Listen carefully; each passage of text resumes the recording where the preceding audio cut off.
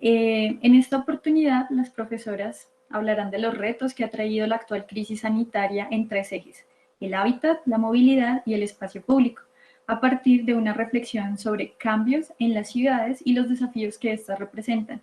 Las conferencistas discutirán alternativas para afrontar nuestras nuevas realidades urbanas.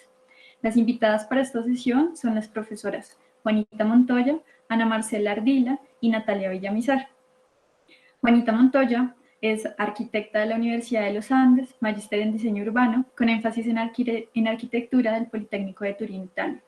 Es PhD de Arquitectura y Urbanismo de la Universidad Bio Bio en Chile y actualmente es la directora de la maestría en Hábitat de la Universidad Nacional de Colombia en la sede de Bogotá y profesora asociada de la Escuela de Arquitectura y Urbanismo de la Facultad de Artes de la universidad.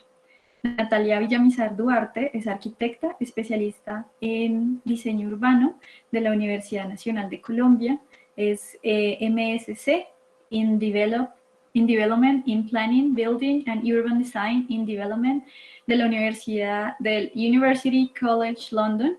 Actualmente es doctora de Urban Planning and Policy de la Universidad de Illinois en Chicago y su tesis doctoral analiza el surgimiento del espacio público como espectro de política pública urbana en Bogotá a partir de la década de los 90. Y Ana Marcela Ardila Pinto es socióloga y maestra en Sociología de la Universidad Nacional de Colombia, doctora en Geografía de la Universidad Federal de Río de Janeiro y actualmente es profesora adjunta del Departamento de Sociología de la Universidad Federal de Minas Gerais e investigadora en el área de Sociología Urbana. Bueno, ellas son nuestras expertas, para nosotros es pues un honor tenerlas y poder empezar a debatir estos temas que son tan actuales y que pues que a todos nos concentran el día de hoy. Gracias por estar, a todos nuestros usuarios. Recuerde que si tiene alguna pregunta la puede dejar en el chat y al final vamos a tener un espacio para que ellas nos respondan las preguntas. Entonces, en este caso, pues vamos a empezar y le doy la palabra, le cedo el turno a la profesora Juanita. Muchas gracias, buenas tardes a todos y buenas noches allá en Brasil. Gracias al ciclo de conferencias por la invitación. Entonces les voy a hablar de la ciudad ante la pandemia y los retos y perspectivas específicamente en el hábitat. Entonces, pues para iniciar esta conferencia, cuando estaba preparando esta conferencia, pues me surge esta pregunta, ¿no? ¿Cómo son las condiciones de habitabilidad en el confinamiento social y cuáles son los retos de la ciudad ante el hábitat? Recordemos pues que desde surgió este virus y el 25 de marzo se declara la cuarentena en Colombia y el inicio del confinamiento social. Y de un momento para otro, pues nos tocó quedarnos a todos en la casa. Estas medidas de confinamiento social pues son necesarias indiscutiblemente para controlar la pandemia, pero suponen la existencia de una vivienda individual. En barrios populares, pues todos sabemos que persisten las condiciones precarias de las viviendas, el hacinamiento y la dificultad pues para permanecer todo el tiempo en ellas, ¿no? Esto sucede también en el tema, en las viviendas de clima caliente, ¿cierto? Barranquilla, Soledad Atlántico. Entonces, pues esto se dificulta este tema de habitabilidad y también, pues este confinamiento es mucho más difícil en países de América Latina, donde se vive una gran porción de los hogares viven de la economía informal. Entonces, pues dice Piketty que el confinamiento revela con toda crudeza las desigualdades entre las personas que están confinadas pues en sus casas de campo, en sus apartamentos grandes y las que están en viviendas muy pequeñas y los que ni siquiera tienen vivienda o no tienen techo, ¿cierto? Entonces un poco para mostrar estas diferencias, estas desigualdades y mostrar las condiciones de habitabilidad, pues hicimos una encuesta en la maestría y con el apoyo también del grupo GESA, pues para revisar un poco qué es lo que está pasando. Entonces hicimos una encuesta donde la mayoría de la vivienda es urbana. Los que más se contestaron fueron personas del estrato 2, 3 y 4 en el territorio nacional. Lógicamente, personas de estrato 1 contestaron muy poquitas, pues justamente por los problemas de conectividad. Y encontramos pues que la mayoría pues de los encuestados dicen que su vivienda sí es adecuada para pasar las 24 horas del día porque tiene un cierto confort, suficiente espacio, vista a un jardín o a un parque, tienen una terraza, tienen un pedacito de zona verde. Otras personas dicen que no, la vivienda es muy pequeña, tienen hacinamiento, tienen una falta de privacidad para trabajar, tienen mucho ruido, bien sea interno o externo, que el espacio interior no recibe sol, que los espacios son poco confortables. En tierra caliente, pues el calor es insoportable para estar adentro. En Bogotá, pues a veces hace mucho frío. Otros dirían, sí, me gusta mi casa, pero me gusta mi vivienda, pero quisiera tener una terraza, quisiera tener un espacio verde, debo mucho tiempo, muchos meses de arriendo, me gustaría tener un poco más de confort, etcétera, ¿cierto? Los que trabajan en casa, bueno, ahora a todos nos toca trabajar en casa los que podemos.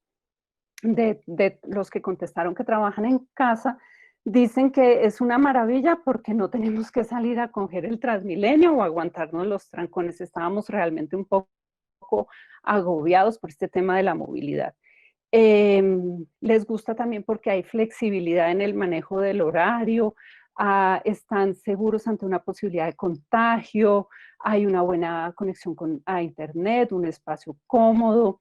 Hay gente que dice que tenía cosas como atrasadas para hacer que ha podido hacer, pues es más fácil concentrarse para estas personas. Otras dicen que no, que la carga laboral es muy grande, que es una pesadilla estar todo el tiempo en un espacio tan pequeño, que es agotador estar frente al computador, que hace falta la interacción con los compañeros de trabajo, que hay gente que necesita de todas maneras tener el trabajo presencial y les da susto perder su trabajo, ¿cierto? Hay gente que tiene mucha dificultad para organizar los horarios de trabajo, y pues está claro que el tema de las mujeres con hijos pequeños es bastante fuerte porque pues hay que estar pendientes de los niños, del trabajo, de la casa, del hogar, de la comida, de la educación, etcétera. Entonces esto realmente ha sido bastante pesado.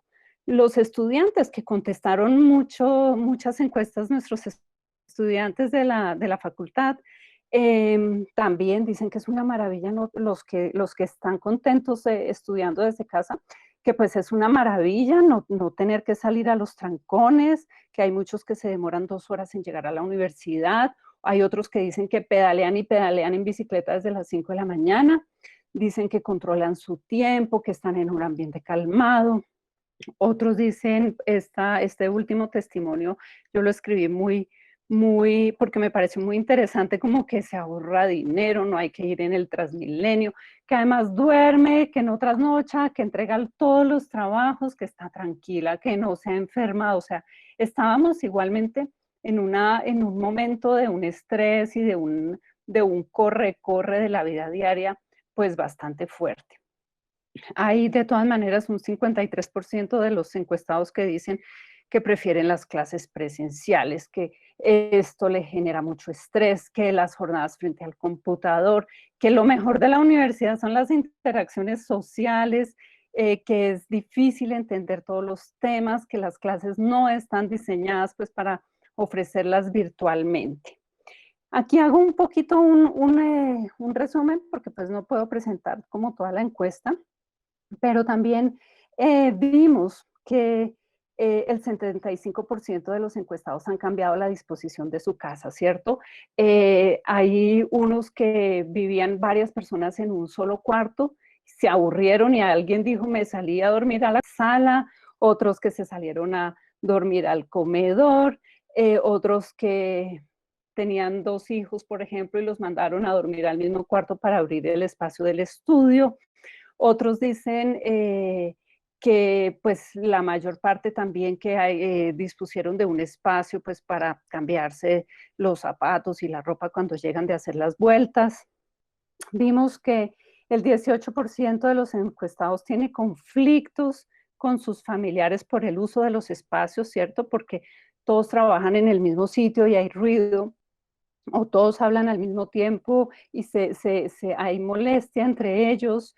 Hay unos que dicen que la cocina es muy pequeña, estábamos acostumbrados también a comer por fuera, a estar mucho tiempo por fuera y cuando ya están todos concentrados en casa, pues hay conflictos por la cocina, por el baño y en general por el ruido de la concurrencia, de estar todos juntos trabajando o estudiando. Todos hemos cambiado, casi todos, nuestros hábitos de sueño, de alimentación, de aseo, de recreación. Y bueno, y muchos extrañan ver a sus familiares, visitar a la familia, salir a comer, pasear en el campo. Escribieron muchas otras cosas, pero estas fueron como las principales. Como entendemos que la habitabilidad no es solamente el espacio físico, paredes de la vivienda, sino también esas relaciones sociales que tenemos con nuestros familiares con las cuales vivimos, entonces también quisimos saber cómo están estas relaciones, ¿cierto? Em, Preguntamos un antes y una ahora y las relaciones entre ellos siguen siendo amables, amorosas, exactamente en el mismo porcentaje. Pero ahora ha surgido unas tensiones, ¿cierto? Entre ellos, de todas maneras, hay tensiones pues por estar compartiendo todo el tiempo. La vida continúa y suceden cosas, entonces suceden cosas asociadas al virus y es que la mitad de los encuestados vio que se le redujeron los ingresos, que bueno, al 30% no le ha pasado nada afortunadamente, pero muchos también tienen discusiones con la pareja, se han enfermado ellos o los familiares de cosas independientes al COVID, han perdido el empleo, ha fallecido algún ser querido, se han separado de la pareja. Eh, Cuando les preguntamos cómo se sienten en la vivienda y cómo se sienten en la calle, pues la mayoría en la vivienda se siente confiado, seguro, tranquilo. No así en la calle pues hay un porcentaje de desconfianza, inseguridad e intranquilidad, ¿cierto? En este momento la gente prefiere estar en su casa, o por lo menos los que encuestamos, y cuando les preguntamos que cuando se superen estas condiciones, ¿qué va a pasar? Si las cosas van a permanecer igual o si van a cambiar para mejorar. La mayoría respondió que van a cambiar para mejorar, que este tema del confinamiento nos va a hacer cambiar en algo y que vamos a mejorar, vamos a ver. Las pandemias anteriores han ayudado a cambiar los temas de ciudad y de hábitat, ¿cierto? Aquí hay como una ambientación de una vivienda en la Edad Media durante la peste y pues vemos que pues era una vivienda pues sin ventilación, sin iluminación, donde se hacían toda serie de actividades en un solo espacio pequeño, un espacio muy poco sano. En Bogotá pues la gripe española también en temas de habitabilidad, pero pues de ahí se sacó también esta idea de dividir la ciudad por espacios, por zonas, para poderlas atender diferenciadamente. Y pues estas fotos son como de las personas que preferían salirse de la casa, morirse afuera cuando estaban muy enfermas, que no morirse adentro y generar más conflicto. En Andalucía hay registros, pues hay datos que dicen que este tema de la cal también responde al hecho de limpiar, de higienizar, de quitar virus e insectos también de las paredes y pues eso lo conservamos hoy en día. Entonces, ¿qué va a pasar en el post-confinamiento social? Yo creo que es una oportunidad para cambiar. ¿Pero en qué hay que cambiar? Pues en muchas cosas, en el tema de hábitat, ¿cierto? Primero que todo, no debemos seguir como con las mismas políticas. Y esto pues es como a veces es como una cantaleta, ¿no? De los investigadores, ¿cierto? Que hay que diseñar mejores viviendas, mejores viviendas de interés social, hay que tener unas mejores condiciones de confort, ¿cierto? Estamos diseñando la misma casa para Villavicencio, Valledupar, Bogotá, Gachancipá, cuando son climas totalmente diferentes, ¿cierto? Entonces debe ser una vivienda confortable desde el aspecto térmico, flexible, con posibilidad de un espacio abierto. Veíamos en los videos que venían de Italia y de España que la gente salía a cantar a los balcones, y eso pues aquí no hay balcones, en Bogotá por lo menos no hay balcones, vivimos todos como muy encerrados, muy hacia adentro, y pues ahora sí que nos vendría bien poder tener un poquitico de respiro. Hay que políticas públicas que se orienten a disminuir la desigualdad en calidad de viviendas y barrios, no solo por ahora, por siempre, ¿cierto? Tenemos unas políticas que reproducen la segregación, que reproducen la desigualdad, pero que esperamos que esto sea pues como un momento también para repensar en eso.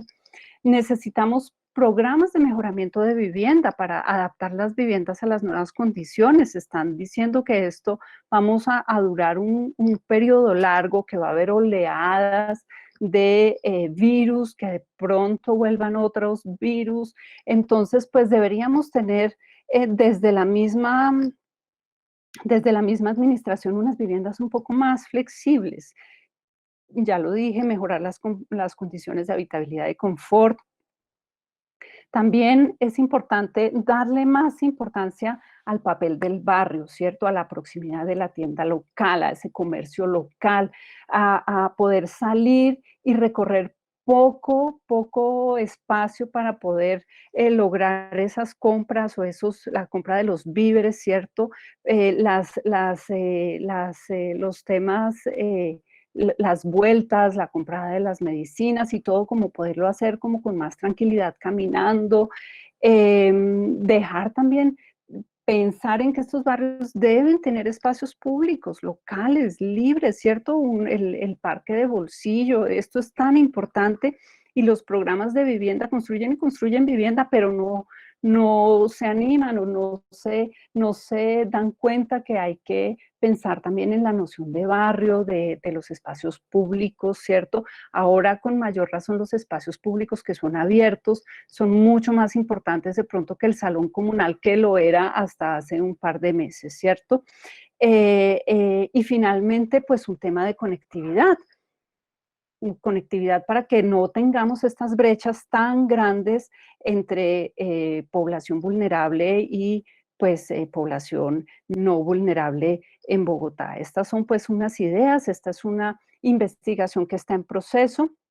Tenemos todavía la encuesta abierta y esperamos pues poder analizar un poco mejor estas cifras para, digamos, en un corto plazo poder dar también más recomendaciones o más alertas de cómo la estamos pasando en la cuarentena y cómo podemos mejorar. Gracias. Muchas gracias, profesora Juanita. Esta fue la parte de habitabilidad. Entonces ahora le vamos a dar la palabra a la profesora Ana Marcela Ardila. Bueno, buenas tardes a todos, buenas noches para quien está en Brasil. Entonces voy a hacer una presentación hoy sobre el papel de la movilidad urbana en los tiempos de pandemia, con el objetivo de observar un poco las políticas de movilidad en el gobierno de movilidad del gobierno de Belo Horizonte en Brasil. En este grupo de investigación trabajamos personas de la UFMG, también de la Universidad Federal de Río de Janeiro y la profesora Natalia Villamizar. Voy a comenzar primero haciendo una contextualización un poco de lo que ha pasado en la pandemia en el caso brasilero. Pues me imagino que ustedes han acompañado parte de la situación, pero quiero dar algunos casos, algunos datos que pueden ser interesantes para comprender un poco cómo se hace la gestión de la pandemia cuando hay unas situaciones particulares en Brasil. La primera cosa, como ustedes acaban de saber, Brasil está haciendo el segundo foco de la pandemia después de Estados Unidos. Tenemos hoy casi 42.000 casos, tenemos un índice de aislamiento social que ha bajado de manera significativa, con procesos de flexibilización muy grandes, tenemos diferencias regionales muy grandes en la gestión de esta pandemia, tenemos un foco muy grande en Sao Paulo, en Río de Janeiro, en el nordeste, particularmente en Ceará, y en el norte de Brasil, y hay por lo tanto, grandes desigualdades regionales en el país. De otro lado, tenemos unos graves conflictos escalares, que denomino esto como la relación entre las esferas federal, de lo que sería nacional en Colombia, departamental, que aquí se denomina estadual, y la esfera municipal, con también problemas en las regiones metropolitanas. Como ustedes deben haber escuchado, el caso brasilero, la Corte Suprema Brasilera, que es el Supremo Tribunal Federal, tuvo que decretar, promulgar una sentencia dejando en la gestión en las manos de los alcaldes, dado los problemas tan graves de gestión que estaba pasando por el gobierno federal. Y con una gran crisis tenemos ahora un tercer ministro, que es un ministro interino, que todavía no tenemos claro cuál es la política general. De hecho, esto ha significado, esta pandemia y digamos la gestión que se ha hecho desde las diferentes ciudades, una disminución clara en la demanda del transporte público, que es un indicador, digamos, de la eficacia de la cuarentena, es decir, de que más gente está en casa. Pero particularmente, si ustedes ven, no sé si se da para ver bien, lo caso de las ciudades brasileñas tienen una menor disminución que ciudades como Bogotá o mismo Buenos Aires, o mismo, que evidencian una caída mayor. Hay unas grandes diferencias en las ciudades latinoamericanas. De otro lado, observamos una caída grande a partir más o menos de la segunda semana del 19 de marzo, más o menos, que es cuando comienza. Del 27 de marzo es donde vemos el más grande caída, y después volvemos a tener una subida más o menos a partir del 26 de mayo, que comenzaron prácticamente todas las ciudades a aumentar la flexibilización. Este proceso, digamos, de la gestión de la pandemia nos enfrenta con un poco esa discusión de lo que existía como que lo que llamaríamos la normalidad y los tiempos de la pandemia. ¿Qué significa una buena movilidad en tiempos de normalidad? Implica competitividad, productividad, eficiencia, equidad, globalización, y de hecho la inmovilidad se ve claramente como un indicador de pobreza y de marginalidad. Entonces, en tiempos de pandemia, observamos que la gestión de la movilidad debe permitir mejorar, digamos, las condiciones de cuarentena de las personas, debe permitir que sea hecho este aislamiento de manera eficiente. Pero, y por eso observamos claramente que los grupos más pobres han sido los más afectados, en la medida que son los que más se tienen que mover en estos tiempos de pandemia, los trabajadores y demás. Y por esta razón consideramos importante entender cuál es el papel en esa pandemia, particularmente con el problema de cómo la movilidad incide en los ritmos de contagio, particularmente en los espacios más conectados, en los espacios donde hay un mayor número de modos de transporte, donde hay una mayor densidad de pasajeros. Observamos que las pandemias han sido investigadas también donde hay una mayor reducción en términos de la reducción de las demandas de viaje, todo el problema digamos, de la expansión del virus asociado a los viajes que se hacen en diferentes escalas territoriales, y particularmente sobre el problema de la respuesta que se ha dado de los gobiernos con el problema de la gobernabilidad urbana. Y ahí por esto queremos entender esa movilidad desde una perspectiva, digamos, amplia, que nos permita mostrar que la movilidad en la pandemia debe ser entendida, y la pandemia también, no como un evento extraordinario, sino como un proceso que inclusive ahora no sabemos ni cuánto va a ser la duración de ese proceso. Tenemos claro que la movilidad implica también desde agentes, dispositivos, prácticas, infraestructuras, ideologías, visiones culturales, que implica diferentes conflictos de escalas de gobierno, también significa relaciones de poder bien conflictivas, negociaciones y articulación de diversos territorios. Y por eso, en esta investigación que estamos realizando, nos estamos preguntando cuáles son el contenido de esas políticas, cuáles son los agentes que participan tanto en la producción como digamos, son objeto de esas políticas, cuáles son los procesos a través de los cuales se construyen esas políticas, y cuáles son los resultados en términos de la gestión. Y para eso estamos en un proceso de recolección de información en varias ciudades, en Bogotá, en Río de Janeiro, en Belo Horizonte, y estamos negociando para la ampliación de la investigación, para intentar hacer una revisión documental de las noticias en diferentes órganos de gobierno de la ciudad y en diferentes vehículos de información que nos permitan identificar claramente qué se ha hecho en términos de esa gestión de esa pandemia. Y para eso hemos iniciado el proceso a partir de cuando se inicia efectivamente por las alcaldías locales, sobre todo la declaración de emergencia, o en los países, digamos, depende de la escala, y cuando se va a volver a decir, bueno, hay un funcionamiento normal. De hecho, terminará siendo un proceso de más largo plazo de lo que nosotros habíamos visto. Y para poder entender particularmente el caso de Belo Horizonte, que es el caso que nos interesa aquí, que me interesa, digamos, pues porque vivo en Belo Horizonte, pero también porque creo que es un caso bien interesante en términos brasileños, porque es uno de los casos más, digamos, más exitosos en la gestión de la pandemia del Brasil. Y voy a mostrar entonces, para poder ilustrar ese caso de esa gestión, cómo era la movilidad en Belo Horizonte y cuáles eran los desafíos que la ciudad tenía antes de la pandemia.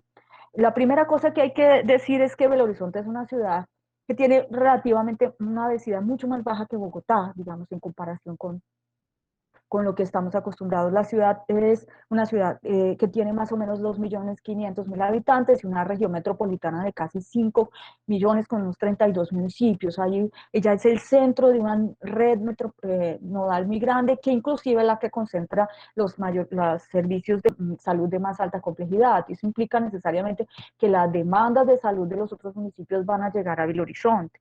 Pero también es la ciudad donde se concentran obviamente los mayores empleos. A pesar de, digamos, de ese nivel de concentración y de su importancia, Belo Horizonte es una ciudad que ha venido construyendo una infraestructura y una gestión de su transporte basada fundamentalmente en el transporte privado, con un esfuerzo muy grande, digamos, de construir BRTs y otras infraestructuras, pero vean ustedes, si ustedes saben los datos de Bogotá, el nivel de motorización es mucho más bajo. En Belo Horizonte tenemos más de 2 millones de carros, tenemos el 41% de los viajes, más o menos en torno de 37% de los viajes se hacen en carro, y hay una ampliación de ese número, más o menos de un 41% entre la encuesta de origen-destino de 2000 al 2012. También hemos observado una caída sistemática del transporte público, de los viajes en transporte público, de casi el 37%, y esto es una tendencia que cada vez se agrava más, también por la emergencia, digamos, de los aplicativos, de los carros, y también de la emergencia de las motos como un medio de transporte cada vez más popular. Y también, de manera clara, una caída muy grande de los viajes en bicicleta. Prácticamente el 0,4% de los viajes son hechos en bicicleta, y esto no era así antes. El caso de los viajes a pie ha aumentado, pero tenemos un caso claro de una demanda cautiva de transporte público de pasajeros muy alta, y eso significa que los pasajeros son los más pobres, la mayor parte son las mujeres, las personas que viven más lejos de los centros urbanos, que utilizan este tipo de transporte. Vean ustedes, como tenemos solamente 83 kilómetros de ciclovías, y la mayor parte de nuestros andenes está en pésima calidad, más o menos el 9,3% de los andenes son evaluados positivamente por las personas de la ciudad, en los barrios. Pese a esto, o no sé si gracias a esto también, observamos que hay un caso bastante bien sucedido, bien exitoso, perdón, en términos de la gestión de la pandemia. Belo Horizonte hoy tiene más o menos 100 casos de muertos, que eso es bastante bajo. Tiene más o menos en torno de unos 2.300 casos de personas contagiadas, y se espera que el ritmo, como ustedes pueden observar en el gráfico que está a su derecha, el ritmo de la velocidad de transmisión no es tan alta como lo es el caso de Río, o lo es el caso de Sao Paulo. Si ustedes ven, Río hoy tiene más o menos 4.500 muertos, Sao Paulo tiene más de 5.000. Entonces el caso de Belo Horizonte es un caso de bastante éxito, y de una importante adhesión a las medidas de aislamiento, en comparación con otros lugares. También hay una cosa muy interesante, y es que en Belo Horizonte hay un comité científico bastante fuerte que ha orientado la política, y el alcalde ha sido muy claro en que esta sea la manera de gestión, impidiendo, digamos, o teniendo un control más grande de sectores como las iglesias que los han presionado, también los comerciantes y los sectores de servicios que han presionado sistemáticamente por la abertura de los servicios, y el alcalde, que Khalil se llama él ha logrado realmente generar este tipo de control.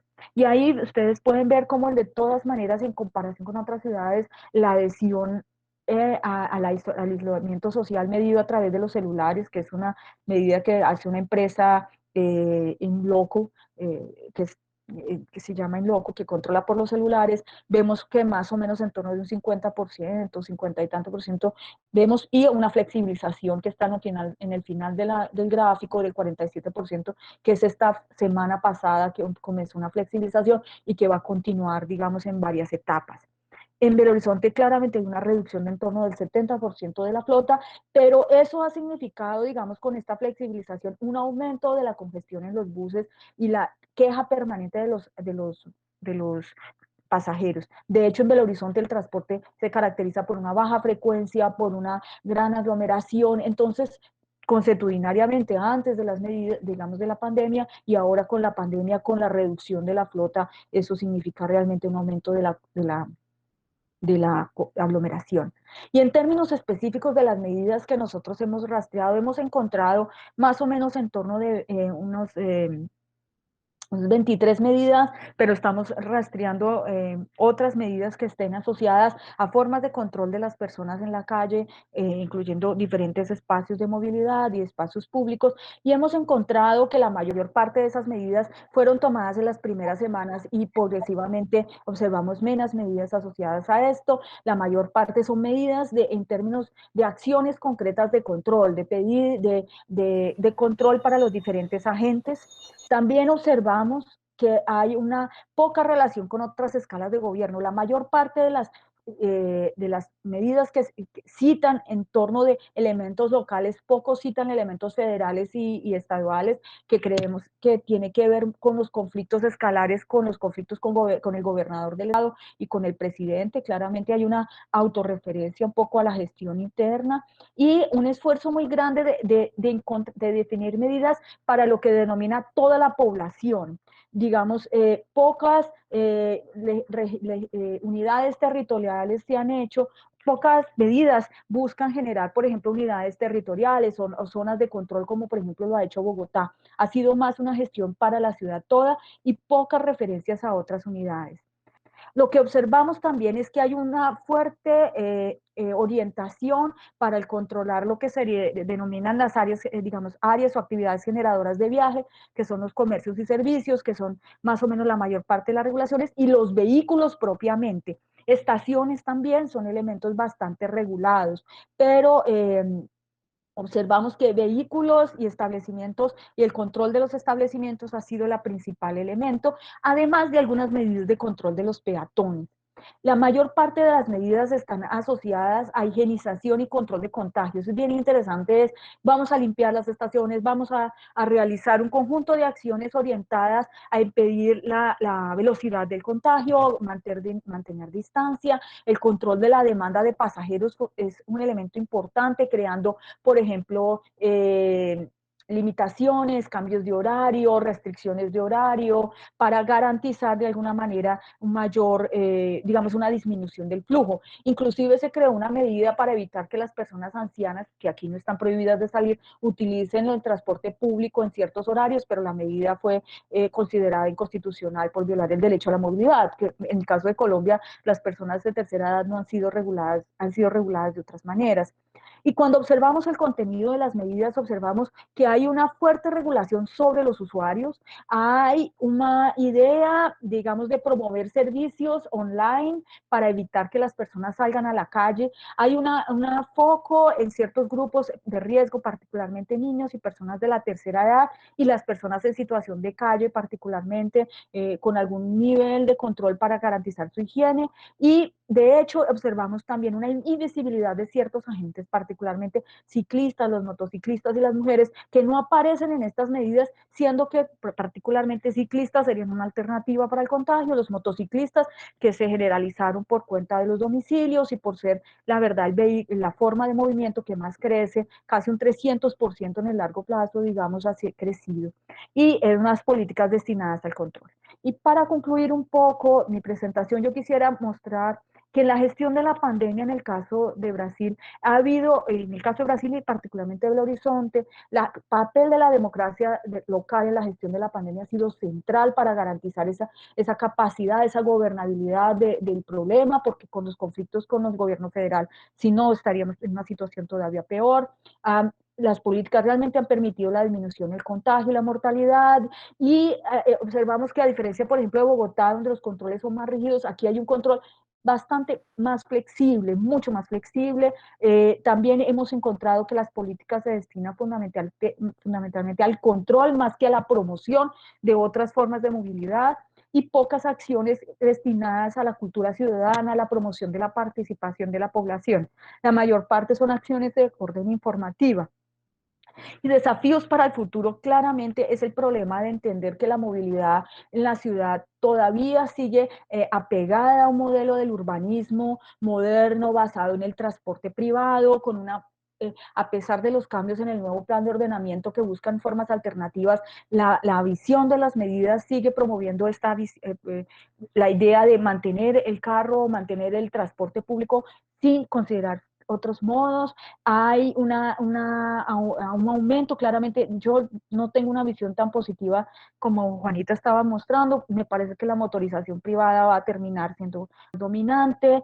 Hay unos problemas muy grandes de debate en torno de la financiación del transporte colectivo, que ya había sufrido una caída, y con esto hay una transferencia de recursos públicos para los sectores privados, generando grandes debates en torno de la financiación de estos sectores, además porque ellos no muestran sus cuentas. Hay toda una discusión sobre la transparencia de esa gestión, y también hay una movilización muy grande de muchos ONGs y de grupos y movimientos sociales como de Hagan Ciclo, Mujeres en Bicicletas, de las universidades, intentando posicionar ese tema, pero creo que es un tema difícil por la historia de la ciudad muy pegada, digamos, a esa, digamos, esa visión del automóvil privado como centro de la movilidad. Bueno, el último tema, como les había contado Paola, de esta conferencia de la ciudad ante la pandemia, de cuáles son esos retos que enfrentan hoy las ciudades, tiene que ver con la gestión del espacio público, y también con todas, digamos, un poco con el mismo enfoque que les había contado Marcela. Nuestros trabajos se centran un poco en entender cuáles son, digamos, como las formas de construcción de la política y los impactos que tiene la construcción de las políticas públicas digamos, en la ciudad y en el espacio urbano. Como ya les han contado Juanita y Marcela, y como ya todos sabemos, que las ciudades hoy se están enfrentando tal vez al reto de salud y gobernanza más crítico del siglo, que es la pandemia del COVID-19, porque en solo unos meses el mundo pasó, digamos, de una dinámica global y de consumo y de movimiento y de densidad que era incesante digamos, a unas formas de relacionamiento controlado, movimiento regulado y sobre todo de aislamiento social. Para controlar la pandemia, digamos, los agentes públicos han sido los primeros en tomar medidas, desde agentes multilaterales como la OMS, agentes nacionales, pero sobre todo las autoridades locales han sido quienes han estado a cargo, digamos, de regular o de gestionar y de pedir a la población que cumplan las diversas medidas de estar en casa, de evadir espacios públicos, de evadir espacios privados de gran aglomeración de personas. Se ha limitado el uso de sistemas de transporte masivo, como les contaba Ana, y se ha limitado, digamos, todo lo que tenga que ver con aglomeraciones, bien sea en espacios públicos o en espacios privados. Vamos un poco para contarles sobre cuáles retos que, digamos, estas medidas, qué retos implican para la gestión del espacio público. Digamos, es como 5 temas generales. Voy a hablar un poco del espacio público en general, después del espacio público en Bogotá, algunos temas puntuales de la gestión de la pandemia que ya Ana de todas maneras les presentó, y digamos unos hallazgos de lo que hemos venido revisando sobre cuáles son esos temas del espacio público que surgen durante la pandemia y algunos retos de esa gestión para la pospandemia. El espacio público, digamos, es históricamente considerado como el central para las sociedades democráticas. Más recientemente una característica, y muy recientemente se considera, digamos, como un elemento físico fundamental de las áreas urbanas. Desde la antigüedad se ha reconocido como un punto focal para diversas actividades, desde el debate político hasta el comercio, los encuentros sociales, la expresión cultural, la movilización civil, la movilidad, pero si ustedes ven, digamos, estas condiciones son todas, implican aglomeración. En la década de los 80 y en los 90 las transformaciones urbanas introdujeron nuevos debates sobre las tipologías de los espacios públicos. Varios académicos llegaron a debatir acerca de la muerte o el final del espacio público. Entre esos académicos está Don Mitchell, Richard Sennett y Michael Sorkin, quien murió recientemente precisamente por el coronavirus. Fueron, digamos, algunos de los personajes más representativos en este debate. Lo que es importante del debate es entender que esas transformaciones trajeron nuevas tipologías de espacio público, que son también las que están sufriendo hoy de alguna manera regulaciones durante la pandemia. Espacios como los centros comerciales, parques temáticos, los espacios públicos de propiedad privada, son espacios que nunca hemos llegado a aclarar realmente si son públicos o no, pero tienen una naturaleza, digamos, de aglomeración, en donde, aunque cuestionemos su naturaleza democrática y colectiva para, digamos, efectos de entenderlos en la gestión de la pandemia, siguen siendo unos espacios de alta regulación. Los debates, digamos, estos debates que se dieron acerca de la muerte del espacio público también llevaron a promover la calle como uno de los espacios públicos más significativos de la ciudad, sin que se le adjudicara como ese valor democrático, pero sí era como ese valor de espacio de encuentro, espacio de transacción, que había sido parte, digamos, del concepto histórico de la calle. Hoy, bajo las condiciones de la pandemia, muchas de las medidas locales de los gobiernos locales se centran particularmente en la gestión, en cómo gestionamos y regulamos el uso de la calle. De la calle como espacio público, pero como espacio público sobre todo de la movilidad. La historia del espacio público en Bogotá, digamos, ustedes saben, después de la década, digamos, durante la década de los 90, diferentes países europeos, sobre todo, empezaron a hacer una serie de transformaciones en sus ciudades. Ya para la década del 2000 esto fue muy común en el contexto de Norteamérica y Suramérica, y el espacio público se convierte en un elemento central de la política urbana y del gobierno urbano. La intervención en el espacio público se vuelve bandera para la mayoría de los gobiernos. Bogotá sigue esta tendencia mundial. El transporte público, el espacio público de permanencia se convierten en focos de intervención, de inversión, perdón, del sector público, y de hecho, digamos, todas estas acciones que se han llevado a cabo le dieron a Bogotá en su momento el reconocimiento mundial por la entrega de proyectos urbanos y por una transformación de lo público que se dirigía, digamos, a garantizar ese uso colectivo efectivo del espacio público, a proporcionar calidad física, a definir una funcionalidad adecuada y a controlar, digamos, de alguna manera actividades que ponían en riesgo ese uso colectivo. Bogotá, entonces, en un lapso de 3 décadas, pasó de los 80 digamos, de los 90 a finales de los 80 a hoy, que es un lapso de aproximadamente 3 décadas, pasó de un contexto caótico en términos de su espacio urbano, su espacio público, a ser, digamos, como una de las ciudades a las cuales se hace referencia por la innovación que ha tenido respecto a la recuperación, rehabilitación y generación de espacio público. A pesar de los diferentes enfoques durante 10 administraciones públicas, hay un lenguaje, o ha existido en la política pública, un lenguaje de consenso acerca de la importancia del espacio público y de la necesidad de seguirlo definiendo como un elemento central en el discurso político, pero también desde la perspectiva ciudadana. Y esto, digamos, en las actuales condiciones de pandemia, es lo que ha puesto, digamos, al espacio público también como en el centro del debate. La gestión de la pandemia, un poco como les contaba Ana, y ya también estos datos tal vez se los había presentado Juanita, tiene que ver con la toma de decisiones de cómo regulamos estos espacios de aglomeración, donde los espacios públicos pues, son el primer uno de los primeros espacios en ser controlados.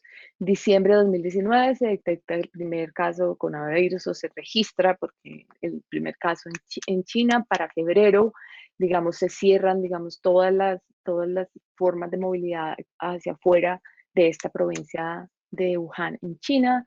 En febrero 26 se reporta el primer caso en Latinoamérica, que es en Brasil. En marzo 11, el primer país que toma medidas de confinamiento y restricciones de movilidad es Paraguay.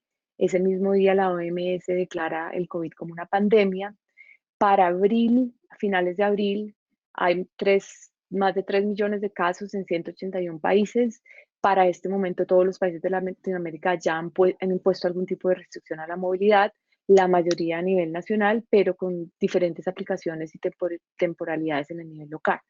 En mayo del 2020, los países europeos empiezan a levantar restricciones.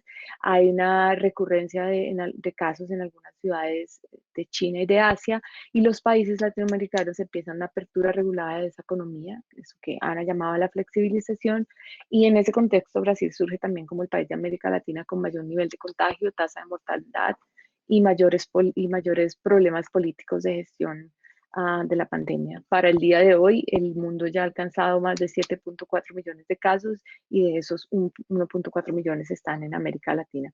Pues todos estos datos son del Johns Hopkins University. El espacio público, entonces, durante la pandemia, la gestión de la pandemia, esta gestión del espacio público durante la pandemia, digamos, las respuestas de esos agentes públicos han variado desde cuarentena, restricción del uso específico de espacios públicos, disminución de oferta de transportes públicos, promoción de teletrabajo, se restringen puntualmente ciertas poblaciones de riesgo en algunas de las ciudades, hay un cierre de establecimientos comerciales que es generalizado en la mayoría de las ciudades que se revisaron, una cancelación de eventos masivos y una cancelación de prácticas y eventos deportivos. Digamos que eso tiene un impacto muy puntual en temas del uso del espacio público. Digamos, todas estas medidas generan una drástica reconfiguración del uso de los espacios públicos y de los espacios colectivos, de los espacios colectivos y los espacios de movilidad urbana. Y sobre todo impone, digamos, la necesidad de construir nuevas herramientas para la gobernanza, digamos, para esta gestión. Durante el proceso de reconfiguración, las medidas de aislamiento social, se limitó el uso de los espacios públicos, como les decía, y se ha ido incorporando diversas medidas para tratar de reincorporar usos de espacios públicos y reincorporar actividades a una nueva normalidad. Desde finales de marzo que iniciamos este trabajo, se han recolectado un total de 331 registros de noticias sobre medidas de los gobiernos locales para controlar el contagio. De estas noticias se tomaron aquellas que estaban relacionadas específicamente con temas de transporte, movilidad y espacio público. 64 de esos registros, digamos, están relacionados específicamente con espacio público. Los códigos que se utilizaron fue espacio público de manera genérica, calle, andén, parques, plazas, alamedas, ciclovías, peatón, ciclista, bicicleta. Porque las noticias son de diferentes países, se codificaron, digamos, se incluyó la codificación tanto en inglés, español y portugués. Y digamos, ahora les voy a contar un poco como cuáles fueron los resultados. Digamos, 3 aspectos principales fueron recurrentes en la divulgación y la comunicación de las medidas para control del contagio de la pandemia. Uno es ese debate entre la necesidad del espacio público, pero el riesgo que implica el espacio público. Juanita mencionaba, por ejemplo, el tema del miedo. Entonces es la resignificación del espacio público, pero ya no como un espacio para compartir, se vuelve el espacio como un espacio de incertidumbre. Y empieza a haber, digamos, esa noción de la cultura del miedo por el contagio. Por ejemplo, en Chicago la alcaldesa cerró todos los espacios públicos, digamos, grandes espacios públicos como el frente del río, el frente del lago y una gran ciclovía que fue construida sobre las vías del tren, porque, digamos, la racionalidad detrás de esta medida es que las personas se rehúsan a seguir las medidas de distanciamiento social. Y frente a esto, digamos, ha surgido todo el debate de cuándo es porque se rehusan o cuándo es porque no hay disponibilidad de espacio público. Lo que ha puesto un poco en evidencia es esa inequidad y es cómo se pide a las personas, digamos, que tengan acceso a unos espacios públicos por temas de salud. En algunos países nunca se restringió el deporte, por ejemplo, se promovía, pero con protocolos de distanciamiento. En Bogotá sí se restringió, pero cómo se pide, digamos, cómo se supone que haya un acceso a los espacios públicos porque es parte, digamos, de la salud mental y porque es importante aún en las medidas de saneamiento cuando no hay esa disposición o esa disponibilidad de espacios públicos cercanos. Los tres, digamos, temas que se encontraron fue este tema de salud mental, salud física, pero no accesibilidad, pero falta accesibilidad en unas áreas de la ciudad. También la cultura del miedo al contagio, que ha traído consigo un tema de segregación muy importante, sobre todo de los habitantes de calle, y un poco tiene que ver como cuál es la opción para quienes no pueden quedarse en casa. Y digamos, también la cultura del miedo son 2 metros de distancia suficiente y cómo se empiezan a reutilizar los espacios públicos por esa razón. La reconfiguración de nuevos espacios públicos, esto tiene que ver con el resurgimiento de la calle como espacio cuya destinación puede ser reevaluada, principalmente ya no es el espacio solo para el vehículo, sino que ya se vuelve un espacio para los peatones, se vuelve un espacio para las bicicletas y se empiezan, digamos, a implementar estas medidas de cambiar la destinación de un espacio público que antes jamás se cuestionó que fuera diferente al de los carros. En otros países se han puesto en valor los espacios naturales como espacios óptimos para el esparcimiento con el distanciamiento social, guardando normas de distanciamiento social. Y, digamos, el tema de la reconfiguración de espacios públicos viene con el conflicto entre el control del contagio y el espacio público como espacio político. Esto lo vemos, digamos, muy recientemente con todo el tema de manifestaciones, tanto en Bogotá o en ciudades latinoamericanas por las medidas que se están tomando de control de la pandemia, pero también, digamos, en otros contextos donde hay más un debate político, como el caso de Estados Unidos. Y el último tema que se encontró recurrente es el de la gestión de la movilidad del espacio, de la gestión del espacio público de la movilidad. Como les decía antes, la mayoría de las medidas se han tomado sobre las infraestructuras de espacio público de movilidad, sobre el sistema de transporte y sobre las estaciones, como ya les contó Ana, no adelantaré en esto, pero también, digamos, con el darle el espacio a la bicicleta como alternativa de movilidad eficiente y sostenible y a caminar. Pero eso, digamos, ha traído también un debate acerca de ese como doble filo de la promoción de modos de transporte individual, un poco algo que trataba Ana. Temas de la gestión de la pospandemia. Entonces, surge de ese, digamos, del tema sobre todo del transporte individual, aunque sea sostenible, es esa relación entre lo colectivo y lo individual. Vamos a promover unas formas colectivas o unas formas individuales. ¿Cuál es la nueva noción de colectivo? ¿Cuál es la nueva versión de colectivo en esta sociedad de la pospandemia? Cómo mantener tanto el transporte público como el espacio público en una sociedad que requiere estar alejada cada vez, que necesita más espacio y es un espacio, digamos, que no existe hoy en las ciudades en muchos casos. Y cómo asegurar la inclusión de aquellos para quienes no es una opción, digamos, simplemente aislarse. También un tema que lo alcanzó a tocar Juanita, que es el resurgimiento de lo local. La mayoría, digamos, de las propuestas post pandemia nos hablaban de volver a la idea de la ciudad de los 15 minutos, asegurar la oferta de espacio público suficiente y cercano, pero también de los servicios, también del comercio, también del mercado, etc. La reconfiguración espacial de los espacios locales, cambiando esa destinación del espacio público de la movilidad a espacios públicos de todos, del peatón, de la bicicleta. Esa reconfiguración es tal vez uno de los temas más importantes que se plantea como opción de la gestión de la pospandemia. Y cómo asegurar la accesibilidad para quienes no tienen ese acceso cercano. Y finalmente, digamos, el último tema que se encontró y que se discutió sobre cuál es la gestión del espacio público en la pospandemia tiene que ver con la reconfiguración de las formas de socialización del espacio público y cómo eso afecta al final el diseño, la forma urbana y las funciones propias de esos espacios. Esta imagen es solo, digamos, como unas ideas que se empiezan a pensar ya de cómo va a ser, por ejemplo, el mercado o las áreas de encuentro o incluso la movilidad de la pospandemia. Gracias. Y voy a poner en debate la pregunta que nos hace Germán León. Dice, ¿Será aprovechada esta contingencia para introducir por los gobiernos cambios profundos en los modelos de movilidad, medio ambiente, transporte público y demás aspectos caóticos que venían mal funcionando antes de la pandemia, principalmente porque las normas de regulación existentes no se hacen cumplir por parte de las autoridades? Pues mira, yo creo que el tema, la pregunta es muy interesante. Yo creo que en movilidad no hay chance, toca tomar unas decisiones, ¿cierto? Porque es que no, yo veo que en el corto plazo no podemos volver a embutirnos en un Transmilenio. El problema es que sí, efectivamente va a quedar la ciudad del carro privado, o también la ciudad de la bicicleta, pero cuando hay que recorrer distancias tan largas, pues dependiendo de la bicicleta, dependiendo del clima, pues posiblemente esto se vuelva más complejo.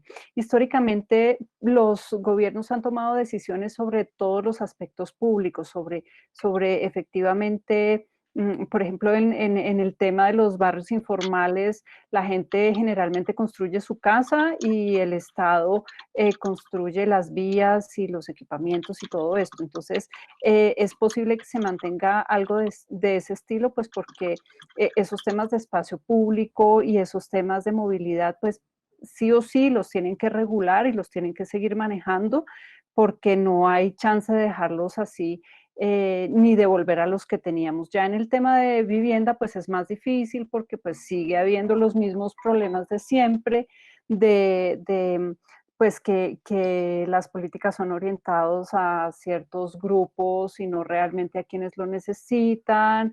Y bueno, todo este tema que se ha comentado pues en otros espacios, pero pues que no es el tema de trabajarlos aquí como tan específicamente, pero pues creo que eso es lo que va a suceder, ¿cierto? Esperemos sí que haya una respuesta del fortalecimiento de lo local, porque creo que es importante. Los gobiernos ahora están pensando es cómo van a atender los enfermos. Creo que no están haciendo la reflexión de lo que va a pasar después. Muchas gracias, Paula. Yo la verdad tengo, yo no sé si es porque estoy en Brasil y todos los días acompaño noticias tan terribles sobre el número de muertos. Mi visión del mundo está tan pesimista y me alegra mucho que los colombianos estén tan optimistas, pero yo creo que en Brasil está muy difícil estarlo, porque me parece que hay varios elementos que hay que tener en consideración. Digamos, hay una necesidad de reconfigurar los espacios públicos para permitiendo estas movilidades alternativas, por ejemplo, el problema de la bicicleta. Y hay trayectorias históricas de las ciudades que hacen que un sistema de transporte se incorpore o no. O sea, claramente Bogotá va a tener todas las posibilidades de aumentar su red de bicicletas porque ya lo venía haciendo, es una, digamos, hace parte de su propia dinámica de construcción de políticas. Es el caso del Horizonte, por ejemplo, y el caso de Brasil. Hay unas ciudades que tienen una mejor gestión de las políticas de bicicleta, pero todavía aquí la bicicleta no es vista como un elemento incorporado a la gestión de la ciudad, a tal punto que cuando hubo un cambio en el alcalde de Sao Paulo, las ciclovías que habían sido abiertas las cerraron y hubo un debate muy grande si había que tener ciclovías en la ciudad. Como no es un tema, digamos, no es un objeto urbano que haya ganado la legitimidad que en Bogotá históricamente ganó. Entonces, eso hace que, por ejemplo, las posibilidades de aprovechar la pandemia como un incentivo para esas nuevas movilidades, a mí me parece que es, digamos, es una lucha que los movimientos, las organizaciones y la ciudadanía puede tomar y de hecho lo está tomando, pero me parece que no necesariamente los alcaldes están con esta visión tan clara de nuevas demandas. Y como bien dijo Juanita, me parece en eso estoy de acuerdo con ella, están preocupados porque todos los días crece la dinámica, digamos, de cómo gestionar la movilidad para evitar contagio. Entonces, lo que me parece que hasta que no se descubra una vacuna y sea popular, la cosa va a ser entre entrar y salir de cuarentenas, entrar y salir de restricciones. Esto es un poco lo que me parece. Yo no, la pregunta de Germán me hace pensar, bueno, ¿será que las inercias institucionales y sociales pueden ser cambiadas con las pandemias? Hay algunos autores que dicen que prácticamente no. Otros, como Juanita lo estaba colocando, hay ciertos aspectos que pueden cambiar. Yo estoy un poco del lado pesimista de la historia, pero bueno, puede ser también embullida en este. Digamos, las políticas hoy están centradas en pensar un problema colectivo y eso, digamos, yo lo veo, digamos, como de alguna manera un avance. Mientras que hace un año esta discusión de cuál es el bien común era todavía dudoso, ¿sí? ¿Cuál es el bien colectivo? Hoy en día es pues que menos gente muera, digamos, es como un consenso, digamos, hay una noción de consenso en que lo importante es que la mayor cantidad posible de gente esté bien y por eso se toman unas medidas y por eso se aceptan unas medidas. Eso, digamos, hasta cuándo nos dure, depende, digamos, depende un poco. Mientras que hace un año era como una noción entre que es, digamos, el beneficio de lo privado y no tener tanta, digamos, lo colectivo, tener que tener una lucha. Hoy hay una, digamos, hoy estamos en un momento en que hay un consenso, como decía, pero de todas maneras eso no va a durar todo el tiempo. Las decisiones que se están tomando pueden tener un efecto positivo, pero también pueden tener un efecto negativo. Entonces, por ejemplo, el tema de la movilidad individual. Claro, hoy estamos viendo que París, Berlín, Barcelona, Bogotá, Milán, Buenos Aires están promoviendo la movilidad individual en bicicleta y los modos, digamos, de movilidad sostenible. Claro, eso es perfecto, pero si el otro resto del mundo dice, no, pues la movilidad individual en carro, entonces hay que ver que eso, digamos, por eso decíamos un poco, Ana, yo insistimos en que las decisiones locales puede ser la misma decisión en términos conceptuales, pero el impacto que tiene, porque la decisión local varía, es bastante, digamos, diferente. Y digamos, el otro tema, digamos, también frente a, a esas nociones un poco ideológicas de que es que, por ejemplo, la movilidad sostenible es muy buena, sí es muy buena, pero como decía Juanita, no es para, por ejemplo, el gremio de la construcción, una de sus soluciones de protocolos de movilidad segura en Bogotá fue darle una bicicleta a todos sus trabajadores, pero sus trabajadores viven a 1 hora en bicicleta de la obra, entonces andan en bici por 1 hora, llegan a trabajar en trabajos de construcción que tienen una demanda física altísima y luego se van a su casa en otra hora en bici y nadie está hablando de las condiciones de alimentación, de calidad de vida y digamos también de salud emocional, física que van a empezar a enfrentar estas personas. Pero está muy bien porque es movilidad sostenible. Entonces es, digamos, yo creo que un poco es importante entender cuáles son esas justificaciones de la política pública y qué nos está diciendo cuando tenemos unas motivaciones como tan claramente consensuadas y todos estamos como tan de acuerdo en unas decisiones. Siempre hay algo que hay que seguir investigando. Pues básicamente, pues ese es el trabajo de las universidades, es ver cuáles son los pros y los contras de ese tipo de decisiones. Yo no quiero decir que soy optimista, pero sí creo que por lo menos estas condiciones nos están poniendo a pensar en la importancia del bien común en unos términos más colectivos y qué significa ese bien común y no solo ese beneficio privado y ese desarrollo económico como lo más importante. Vale, muchas gracias. La siguiente pregunta la hace Robinson Vargas. ¿Qué cree que va a pasar con la construcción? Se sabe que una medida para combatir el desempleo es activar ese sector. ¿Qué podría ocurrir con estas medidas? Seguro, lo que sí es seguro es que una vez se levanten ya las restricciones y entremos en un post pandemia, seguro que se va a reactivar con la construcción porque va a haber unos altos niveles de desempleo, va a haber mucho nivel de desempleo a nivel de que va a necesitar mano de obra y seguro pues la estrategia, pues es que no es muy difícil imaginarlo. La estrategia de los gobiernos también en los últimos años ha sido plan de empleo, construya carreteras y construya vivienda, porque es lo que más empleabilidad tiene, ¿cierto? Entonces yo creo que el tema de la construcción, especialmente de la obra pública, va a tener un repunte importante en ese momento y pues de hecho ya empezó, ¿cierto? Con los protocolos, con unos ciertos cuidados, pues es posible que no haya, es decir, que se disminuya el tiempo de contacto. Entonces, pues no tengo ninguna duda que eso vaya a suceder. Lo que sí es que van a seguir construyendo, como decimos, las mismas viviendas pequeñas, Entonces, justamente el otro día oí pues una entrevista con el ministro de Vivienda y pues como que si no hubiera pasado nada, ¿cierto? Como que no estuviéramos en pandemia. Entonces, sí es importante este tipo de espacios y espacios de reflexión, pues para que de todas maneras los que formulan las políticas sí tengan en cuenta pues todo esto que está sucediendo. Igualmente, pues con el tema de las viviendas gratis al que me referí, que tienen unas condiciones pues de habitabilidad bastante precarias, pues de esto ya hay análisis y ya hay pronunciamientos y yo creo que de ahí sí pueden surgir como unos cánones de calidad, ¿cierto? De esto sí ya se ha venido discutiendo, el ministerio pues está también interesado, pues aparentemente, pero pues este tema de políticas es lento, entonces ellos sí se van, no va a ser como la construcción de la carretera rapidito a sacar la licitación, sino que va a ser un poco más demorado. ¿Qué opinan del modelo de la ciudad subyacente en el Plan de Desarrollo Distrital recientemente aprobado, en el cual hay una coyuntura frente al hábitat, la movilidad y el espacio público?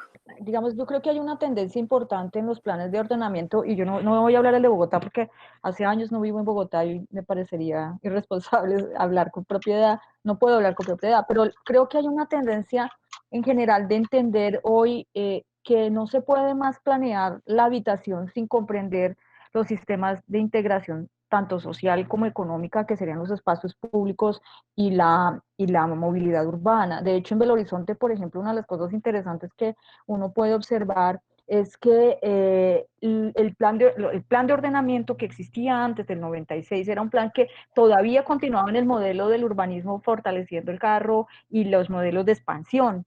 Y el nuevo plan de ordenamiento ya incorpora el problema de una mayor densidad urbana, de integración de lo que se llama el desarrollo orientado al transporte, con todas estas medidas de complementación, entendiendo, como bien habló Juanita, de que la habitación no puede ser entendida como un lugar para guardarse, es un lugar de convivio, es un lugar de convivencia, de sociabilidad, de discusión política.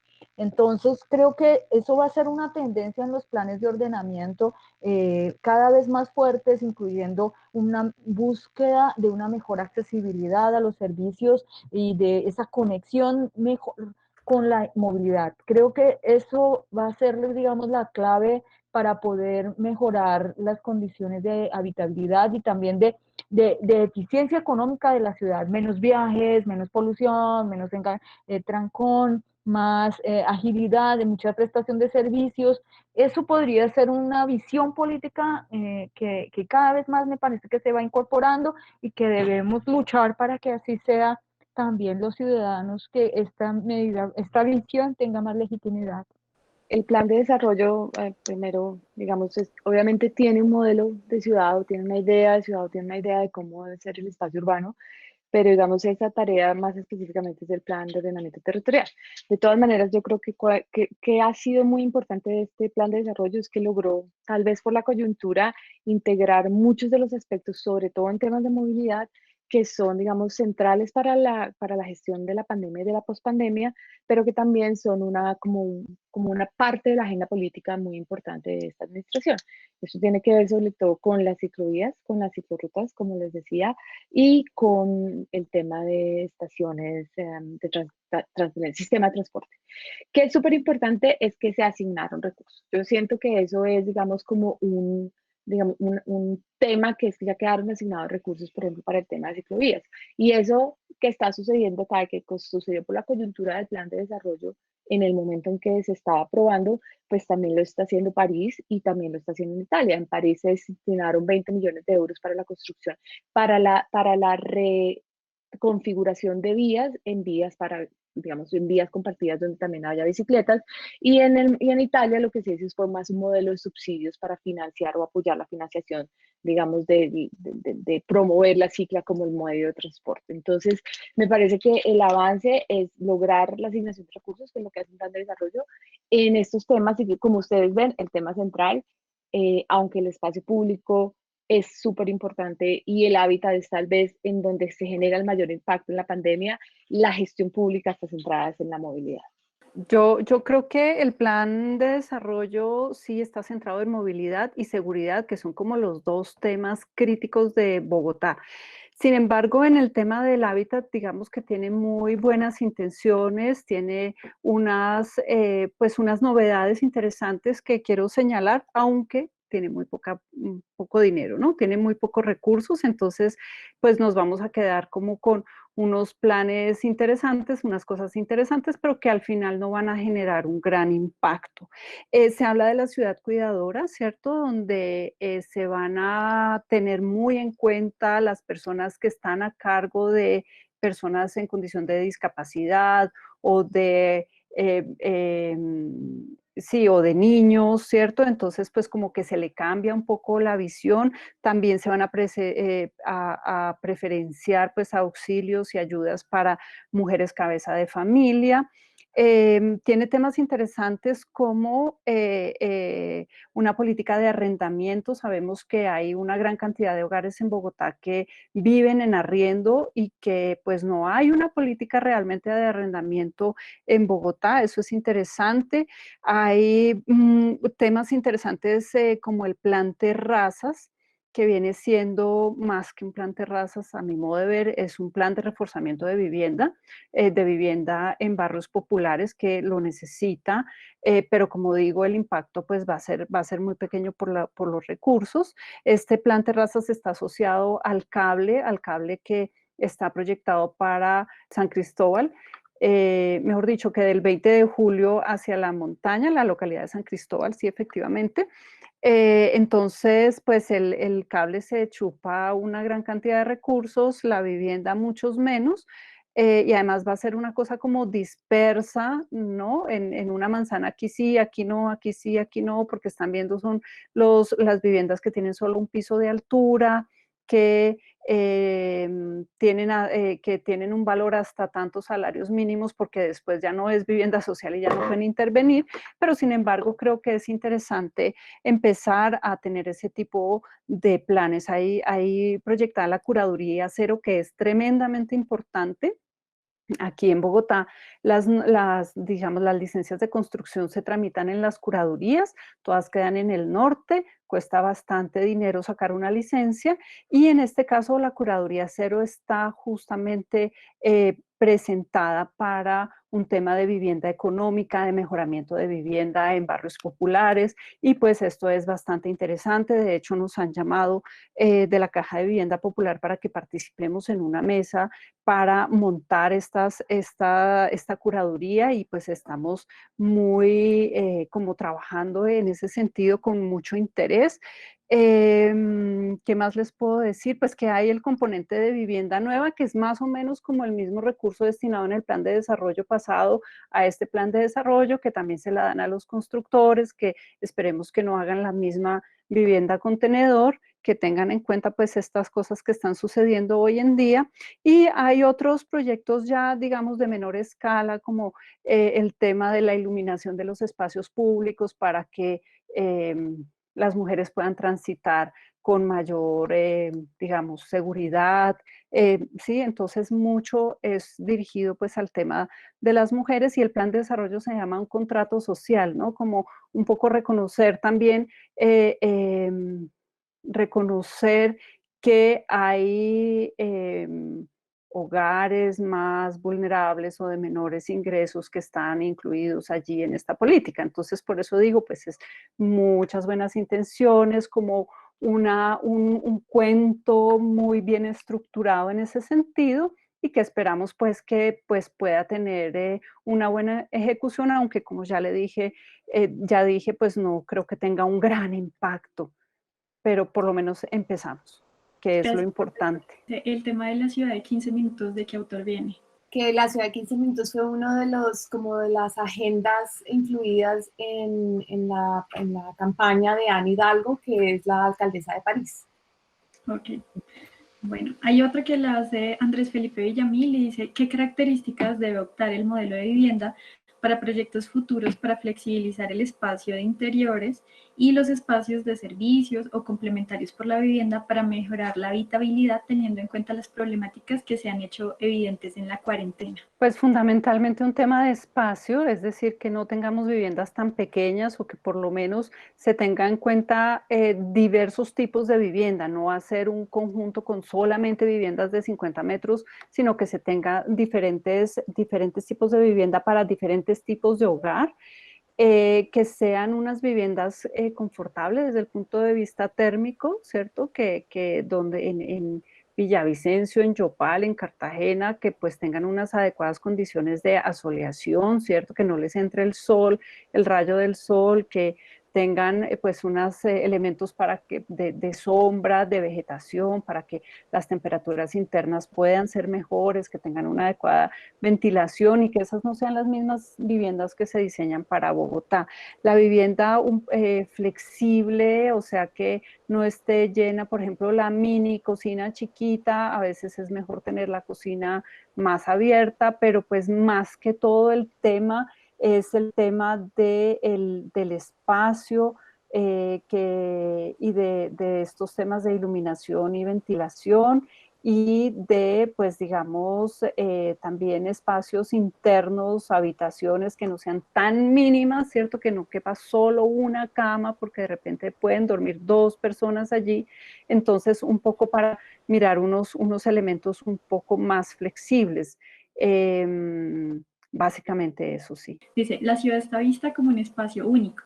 ¿Qué papel juegan los municipios cercanos en el manejo del espacio público, máxime, cuando su relación está centrada en lo económico, social y político? Digamos, un poco como lo planteaba Ana, el tema de la gestión de la pandemia tiene diferentes, digamos, diferentes niveles de gestión del gobierno, digamos, diferentes niveles de gobierno y eso es bien importante. Y, y si bien, digamos, lo que se ha demostrado en ciudades como, digamos, en regiones como Nueva York, alrededor de la ciudad, o incluso como lo mostraba Ana Marcela en el caso de Belo Horizonte, eh, el tema de las fronteras se vuelve un tema de debate bien importante en los momentos de gestión de la pandemia, ¿sí? Porque ¿cómo tengo el control del contagio si no tengo el control de la frontera? Yo creo que en eso Bogotá y los municipios cercanos llegaron muy rápidamente a algo que parece ser un acuerdo, digamos, no tengo una información detallada, pero sí hubo digamos, un tema de como de sincronía en la toma de decisiones frente a la movilidad, sobre todo teniendo en cuenta la relación funcional que guarda Bogotá con sus municipios vecinos. Y es, digamos, una relación que tiene que ver con trabajo y con, digamos, con que Bogotá presta la mayoría de los servicios para muchos de estos municipios. Entonces yo creo que uno de los retos que impone la pandemia a los gobiernos es cómo se piensa en colaboración con sus vecinos, porque de alguna manera hay decisiones que se tienen que tomar de manera conjunta, pero el manejo propio de la pandemia requiere un poco esas fronteras para lograr ese control. Frente al espacio público, digamos, vuelvo al tema de el espacio público por excelencia de la pandemia o que se gestiona en la pandemia es el espacio de movilidad. Si tú vas a los espacios locales de los municipios o a los espacios locales de Bogotá, pues van a tener una gestión muy distinta a, por ejemplo, las vías. En cómo se maneja la comunicación de las grandes vías, de los carros que van de un lugar a otro, del transporte público. Nosotros no tenemos el caso, por ejemplo, de sistemas de transporte integrados regionales, pero en las ciudades que los tienen es cómo manejas el límite de llegar a una región. No. Eso, por ejemplo, ha sido el caso en Belo Horizonte, en donde simplemente se reducen las estaciones porque usted no puede pasar de su límite administrativo, porque si no asegura, digamos, un control del contagio, o cómo se controla en las ciudades donde hay trenes. Entonces, vuelvo un poco y suena reiterativo, pero es que la gestión de la pandemia está tan claramente como articulado, basada en cómo se mueve la gente, que, digamos, todos los demás temas tienen que empezar a entender esas políticas o esas decisiones y medidas sobre la movilidad para entender cuál puede ser el impacto real en una escala más local. Es que hay una cosa que me parece interesante que depende, digamos, de cómo funcionen los arreglos institucionales en cada país y los procesos de descentralización local. Entonces eso va a generar, digamos, diferentes maneras de gestión de las regiones metropolitanas, de la definición de límites. Por ejemplo, en Brasil, la policía militar es del gobierno de los estados, pero la gestión del suelo es de los municipios. Y la gestión de, digamos, de lo que dice Natalia, de muchos sistemas de movilidad, depende de la integración entre ellos. Entonces, el caso de, digamos, de Río de Janeiro, tú puedes tener un sistema de trenes que es metropolitano y que llega al centro de la ciudad.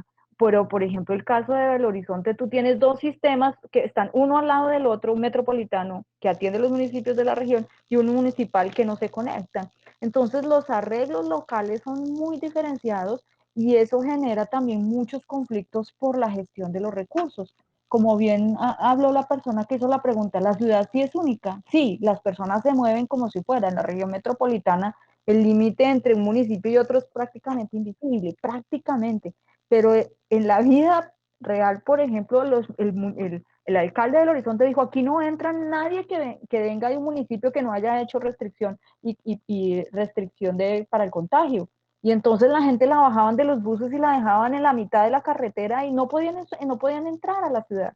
Entonces estamos hablando de una situación que depende, digamos, de las negociaciones, de los conflictos y creo que en eso hay divisiones muy locales que son muy interesantes, depende de cada arreglo del poder que tenga una región. El caso de Nueva York debe ser bien distinto. O sea, cada ciudad va a gestionar eso y depende de las relaciones de poder y el nivel de coordinación que se tenga entre los municipios que pertenecen a las áreas metropolitanas, inclusive para controlar la pandemia. ¿Cuál debería ser el nuevo enfoque para la conformación y diseño del espacio público, teniendo en cuenta que su definición de reunión representa un riesgo actualmente? La reunión no representa el riesgo, es la aglomeración. Uno puede reunirse sin aglomerarse, pero digamos más que eso, un poco como les decía Eli, la naturaleza ideológica del espacio público son lo colectivo y lo democrático. Y esos dos momentos, digamos, durante todo el proceso de globalización y la imposición de políticas neoliberales, se cuestionó si el espacio público era capaz de conservar esa naturaleza, sobre todo, digamos, por el surgimiento de la control sobre los espacios públicos, por temas de seguridad, por el tema del consumo, de ver el espacio público como un espacio de consumo digamos, de ver el espacio público más como irle quitando ese carácter político y ese carácter muy colectivo que el espacio público, digamos, al cual se le asigna ideológicamente al espacio público. ¿Qué va a pasar en la pospandemia? En la pospandemia nosotros tenemos unas sociedades que se siguen manifestando en el espacio público, que cierran las vías, que se toman las plazas y que siguen utilizando el espacio público como un espacio político, independientemente del riesgo de contagio. Tenemos también unas sociedades que, digamos, aprenden códigos y se disciplinan de alguna manera al uso de tapabocas o al distanciamiento social. Eso, digamos, también lo tenemos. Entonces, lo que yo creo que vamos a tener es un poco lo que nos sucede en las ciudades. Es que es como un palimpsesto de muchas lógicas que empezamos a tener y seguramente lo que vamos a ver es lo que vemos. En Corabastos se sigue manifestando porque el espacio sigue siendo un espacio político, pero en otros lugares vamos a tener unos espacios, vieron la imagen que les mostraba, donde se hacen como una especie de intervenciones de urbanismo táctico para definir dónde la gente puede localizarse para cumplir con los 2 metros de distanciamiento. Y seguramente va a haber espacios en donde actores como los niños o los animales, pues simplemente no tengan en cuenta esas lógicas de distanciamiento. Entonces, yo creo que el diseño del espacio público no es una fórmula. Creo que el diseño del espacio público lo que tiene que tener en cuenta es las lógicas de la experiencia humana. Y esas lógicas de la experiencia humana difieren en cada contexto, pero también son flexibles y depende del momento en el que se esté. Creo que la experiencia de Estados Unidos lo ha demostrado. Si es un momento de protesta en el cual lo político es más importante que el consumo, digamos, el espacio público se va a adaptar a eso. Entonces, en términos de quién diseña el espacio público, yo creo que no hay respuesta porque no hay fórmula, pero sí es seguir un poco con esa noción que se ha tratado, digamos, como de incorporar, y es que es un espacio que tiene que ser tan flexible como es la sociedad. Pero además es Muchas un gracias. espacio de desahogo también en estos días, ¿no? Como el espacio donde puedo salir a caminar, a pasear a la mascota, a respirar aire fresco. Entonces, también tiene una connotación como de salir de la vivienda, aun cuando no sea para protestar ni nada, nada político. Y en eso yo creo que uno de los elementos, ahora que Juanita lo menciona, de la gestión de la pandemia es reconocer ese vínculo tan importante entre la salud, el bienestar y el espacio público. Porque eso se ha hecho evidente, digamos, con el confinamiento y es eso que Juanita decía, acá no tenemos balcones, ¿qué hacemos? O sea, ¿cómo hacemos para desconfinarnos de alguna manera? Entonces, creo que eso ha sido, digamos, como uno de los elementos que han surgido en todo este debate de la gestión de la pandemia. Habrá una tendencia de desconcentración de la población en las grandes ciudades. Hasta hace poco la ciudad se pensaba en torno a la premisa que cada vez estaban más pobladas. ¿Qué piensan que pueden cambiar al respecto durante la cuarentena? Si quieren, inicio yo. Yo creo que sí, yo creo que definitivamente, yo creo que el teletrabajo llegó para quedarse para los trabajos que se puede seguir desarrollando, pues por temas de movilidad especialmente y de comodidad para quienes tienen los espacios cómodos en su casa. Pero sí creo también que hay una tendencia, bueno, y en el tema, en relación con el tema del teletrabajo, creo que sí puede haber una tendencia a no sé si a desconcentrar, pero sí a irse a las zonas campestres o rurales, ¿cierto? De hecho, ya está sucediendo. El que pudo y tenía finca, se fue.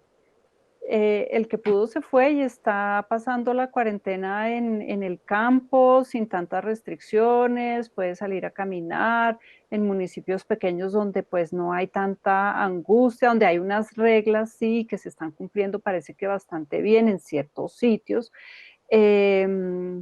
Creo que sí puede haber esa tendencia y es un poco paradójico porque también cuando hablábamos de la ciudad sostenible, también lo que mucha gente piensa, incluyéndome, es que debíamos es tener las ciudades compactas, concentrar las actividades, tener el trabajo cerca de la casa, y pues eso ahora ya no, ¿cierto? Ya es más complejo, ya es más difícil y pues ahora lo que se necesita es como tener un poco más de distancia. Entonces, sí creo que puede haber, por lo menos disminuye un poco el polo de atracción de las grandes ciudades, ya llegar a la ciudad como la ilusión de irse a la gran ciudad, creo que es un tema que queda un poco aplazado.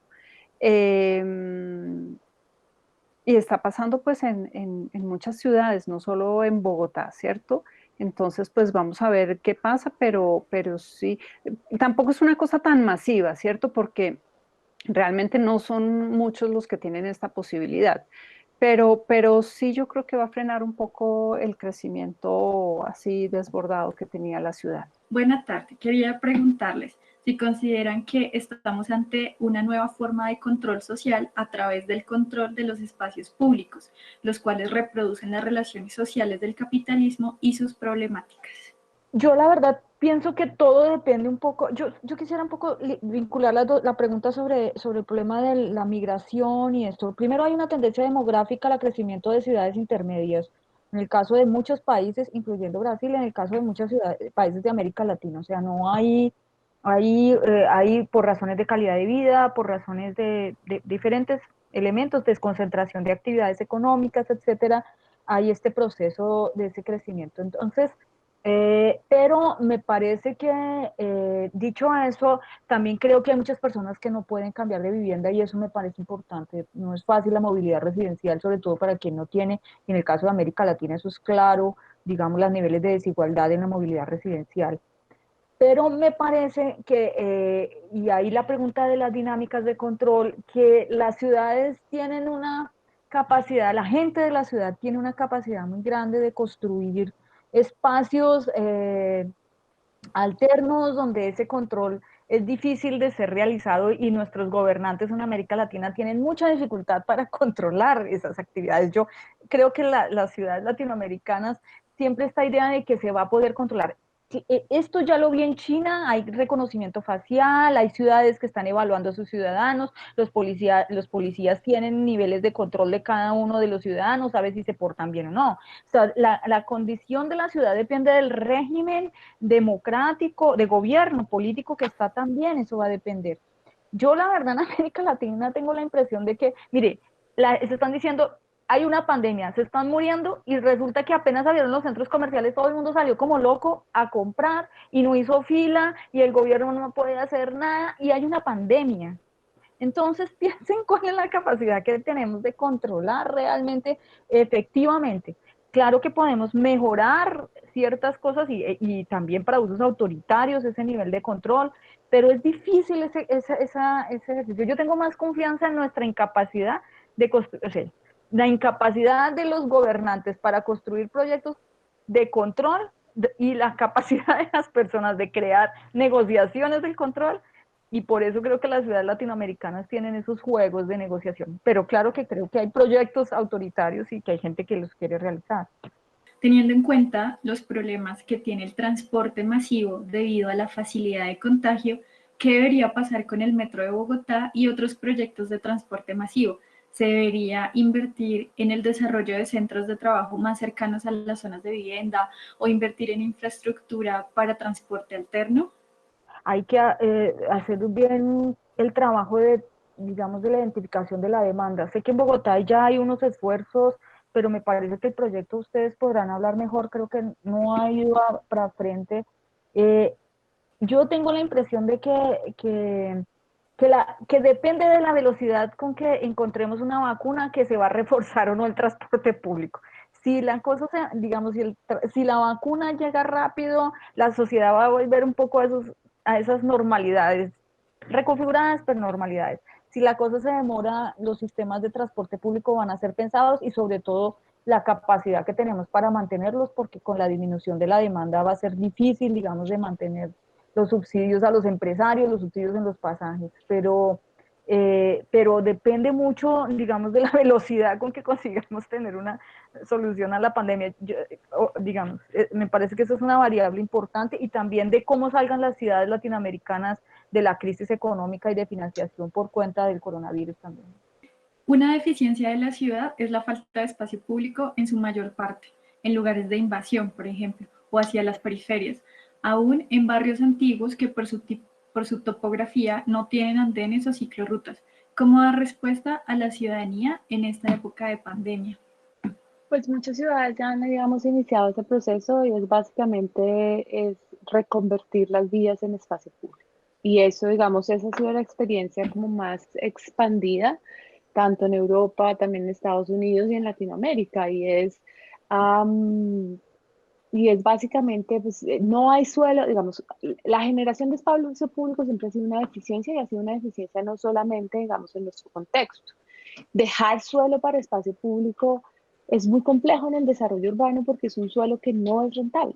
O sea, el suelo de espacio público no le genera rentabilidad a nadie, genera además un gasto público en la mayoría de sus casos o un gasto de mantenimiento, pero es de todas maneras un suelo que es necesario para las condiciones de calidad de vida, para unas mejores condiciones de habitabilidad. De todas maneras, todas las ciudades tienen, más las ciudades, digamos, como occidentales, tienen una gran cantidad de espacio destinado a la movilidad, a las vías y al automóvil, digamos, con unos procesos de modernización, etcétera. Entonces, las ciudades que han sido más exitosas son aquellas que han recurrido a reconocer estos espacios públicos en su condición de públicos totales, y es decir, son para todos y no solo para el carro, que es básicamente esa que les hablaba un poco de la reconfiguración de los espacios públicos y el resurgimiento de la calle como el espacio público por excelencia. Además de las calles vehiculares que se vuelven para bicicletas o peatones, ¿hay más ejemplos de nuevos espacios públicos que hayan surgido a raíz de esta situación? Digamos, nuevos espacios públicos que hayan surgido, o sea, que se hayan creado nuevos espacios públicos en este momento, no realmente, pero lo que sí se ha hecho es esa, como les decía, reconfiguración que es en el aspecto de las vías, pero también es en el de, eso no ha sucedido en el contexto latinoamericano, pero es en el de revalorar los espacios naturales como esos espacios de esparcimiento. Un poco lo que decía Juanita, y es entender la relación entre salud, bienestar y espacio público y el rol que pueden jugar los espacios naturales en esa nueva forma de disfrute de lo público, que tiene que tener unas condiciones de aislamiento y unas necesidades de espacio que sí ofrecen, digamos, los espacios de carácter más ambiental. Bueno, muchas gracias. Estas han sido todas las preguntas, no sin antes darles las gracias por asistir y por ser las panelistas de este ciclo. Esperamos que hayan disfrutado la conferencia. De nuevo, muchas gracias, profesora Juanita, Ana Marcela, profesora Natalia. Ellas nos ampliaron un espectro de lo que es la pandemia y de lo que todos sentimos desde el hábitat, desde el espacio público, desde la movilidad, y nos dieron, digamos, algunas luces de lo que tendría que hacer la alcaldía o ejecutarlo por medio de política pública.